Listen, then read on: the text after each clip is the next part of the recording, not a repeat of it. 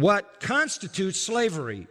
You were bought with a price. There is no more defining expression in terms of what it means to be a slave. It means to be owned. It means to be owned.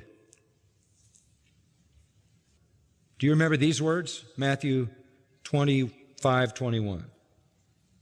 Well done, good and faithful. That's what you have read all your life. That is not the word for servant. That is not any of the 6 words for servant. That is doulos. Well done, good and faithful slave. When you give somebody the gospel, you are saying to them, I would like to invite you to become a slave of Jesus Christ.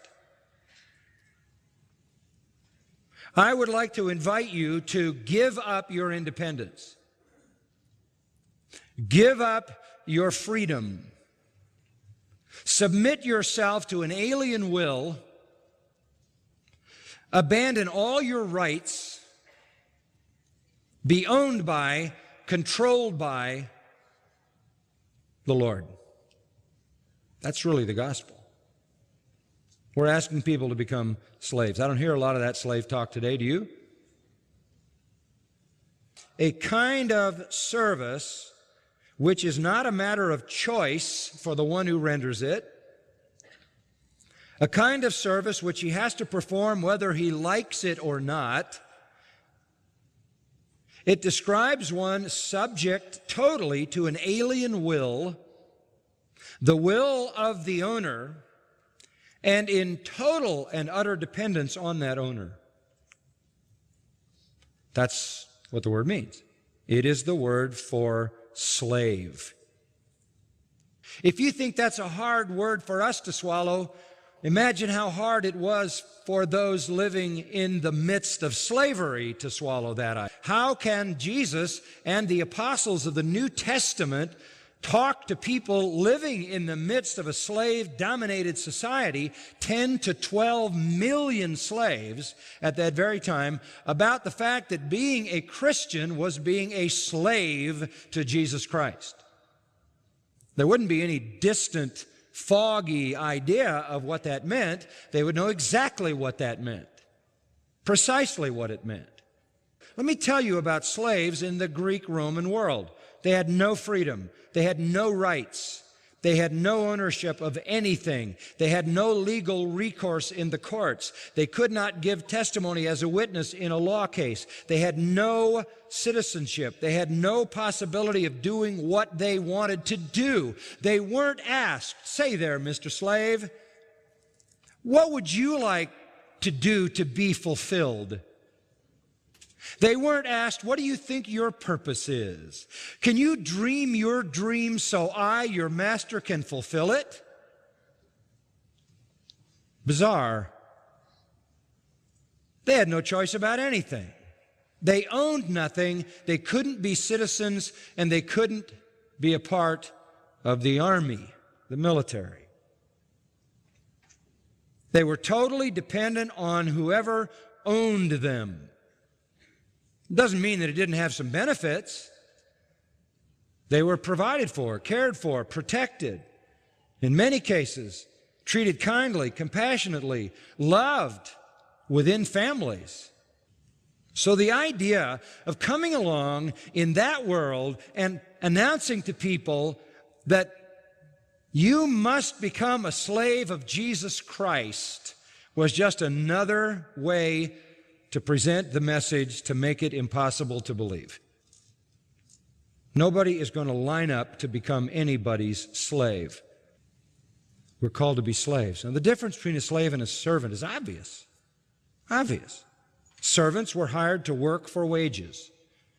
Servants were hired to work for wages, and they could quit. They were paid a wage for a job. Slaves were owned, and they could not quit. If they ran away, they were found, arrested, flogged, and there's all kinds of ancient writings about the flogging of slaves, and worse, and sometimes, many times, crucified publicly as a demonstration to the rest of the slaves of what could happen to them if they ran away. Back in Galatians chapter 1 and verse 10, Paul says it again. The end of the verse, he says, if I was trying to please men, I would not be a slave of Christ. Now, he understood what slavery meant. I only do what pleases my master. This is the singular focus of being a slave. You don't have to please a lot of people, you just please one. That metaphor is critical to understanding our relationship to the Lord. If we're going to talk about a personal relationship to Christ and to God, then our personal relationship is we're slaves. That's the best way to define that relationship. And Paul here tells us it means that we only please Him. He says to the Corinthians, I have as my ambition to be pleasing to Him. It came down to this: do what He says and do what pleases Him. It's that simple. That's what a slave did. Really only two possibilities. Where there was a direct command, you obeyed it. Where there was not a direct command, you found a way to do what you knew would please the master. You obeyed him and you pleased him. He says these familiar words, come now, you who say today or tomorrow we'll go in to such a city and spend a year there, engage in business, make a profit. Yet you do not know what your life will be like tomorrow. You're just a vapor that appears for a little while and vanishes away. Instead, you ought to say, if the Lord wills, we shall live and do this or that. That's slave talk. That's what it means to be subject to an alien will. They were slaves in the past, they'll be slaves in the future, slaves in heaven. We're His slaves now who are being taught by the book of Revelation that these things will come to pass. We will never stop being slaves. Never. A servant could be hired and quit. A slave was owned.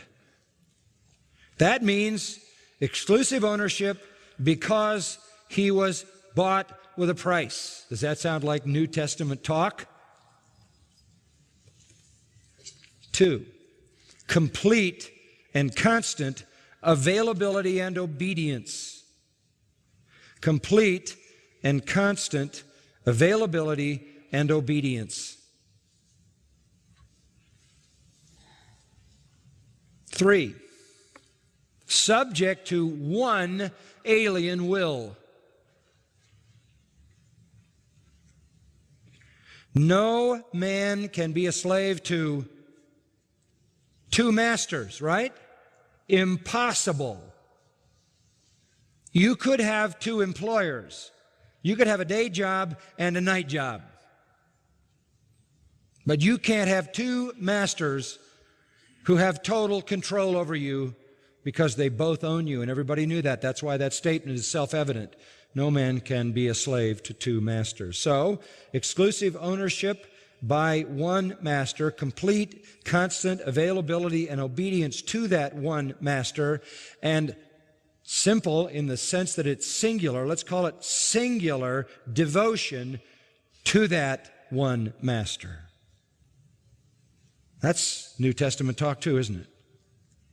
Love the Lord your God with what? All your heart, soul, mind, and strength. Have no other gods. Do all that you do to please Him, to honor Christ. 4th, the slave had complete dependence on his master for everything. For everything. Absolutely everything. And 5th, all discipline and reward came from that one master. That's what it was to be a slave. You were owned by one person. You were completely and constantly to be available and obedient to that one master. You had one consuming raison d'etre, reason to live, and that was to please that master, You were dependent on that master for absolutely everything. And all discipline and reward came at the discretion of that master. All of that is directly connected to what it means to be a slave of Jesus Christ. We are owned by Him because we've been bought with a price. We are in a position of complete and constant availability and obedience to that one master, to the degree that we can say, not my will, but thine be done. All the time. We are singular in our devotion, and that means we have no other master to obey and no other master to serve. And that's why the New Testament says you cannot, these are the words of Jesus, serve God and money. You can't serve God and anything else. I can't tell you how many years I have gone through discussions with people about the lordship of Christ. Let me tell you something real simple. Kurios and doulos are two words that describe both sides of a relationship. If there is a slave, let me tell you something, there is a Lord. If there is a slave, there is a master. If there's a master, there's a slave. You don't call yourself a master if you don't have a slave, and you're not a slave if you don't have a master.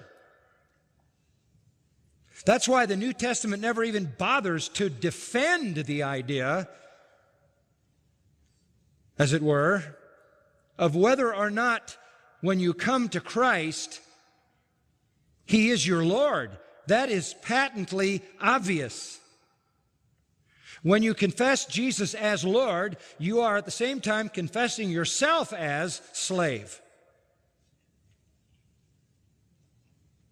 There's no other way to view it. Kurios and doulos are the two sides of the relationship. A slave is someone whose life belongs totally to someone else. Absolute ownership, absolute control, absolute subjection, absolute obedience, absolute loyalty, absolute dependence. Now, if you don't grasp that idea of slavery, and a lot of us, we miss it because it's been hidden from our English text, it's hard for us to really understand the essence of what it is to be a Christian. You are a slave of Jesus Christ. You are owned. You have been purchased by His blood, Acts 20. You have been bought, not with silver and gold, but with what? 1 Peter 1:18 and 19, the precious blood of Jesus Christ. You have been purchased, Revelation 5:9. You have no independent rights. Slaves had no rights. Slaves owned nothing. They could not own their own property.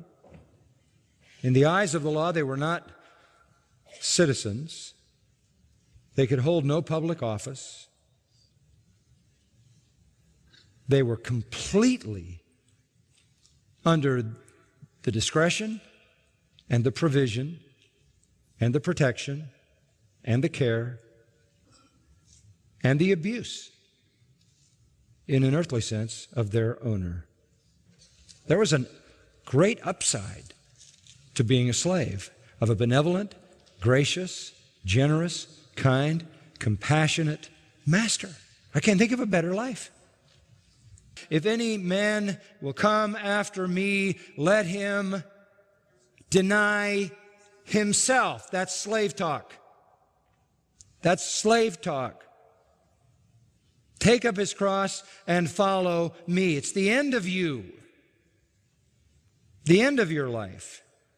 You're finished. It's over. You're done. You are now the slave of Jesus Christ. And it's not burdensome. Jesus said, take my yoke, because my yoke is what? Easy. And my burden is light. And you'll find rest. You're going to be a slave to someone. Being a slave to Jesus Christ is beyond any kind of slavery that anybody ever knew, because this master, listen to this one, makes us sons and gives us all the rights of his own sons. He adopts us into his family, calls us joint heirs with Christ, takes us to heaven, where we rule and reign from his own throne, and pours out all the lavish riches in his possession forever and ever and ever for our own unmitigated joy and his own glory. Who wouldn't want to be a slave under that master? What a joy to be a slave of Christ.